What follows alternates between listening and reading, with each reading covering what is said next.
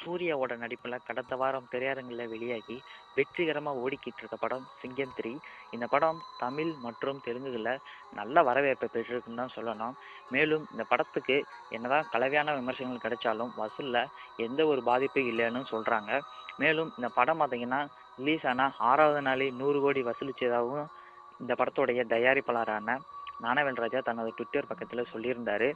மேலும் இந்த படம் கிட்டத்தட்ட ஒரு வாரத்தில் 106 கோடி வரைய வசூல் செஞ்சிருக்கிறதா நமக்கு தகவல் கிடைச்சிருக்கு. இது மூலமாக விஜய் இப்போ நடிச்சுக்கிட்டு இருக்க படத்துக்கு முந்தைய படமான பைரவா படத்தோட மொத்த வசூல் பார்த்தீங்கன்னா கிட்டத்தட்ட 104 கோடி தான். இதை வச்சு பார்க்கையில் விஜயோடைய பைரவா படத்தோட மொத்த வசூலையும் சூர்யா நடித்து ஹரியோட இயக்கத்தில் வெளியாகிருக்கிற சிங்கம் 3 படம் ஒரு வாரத்தில் முறியடிச்சிருக்குன்னு தான் சொல்லணும்.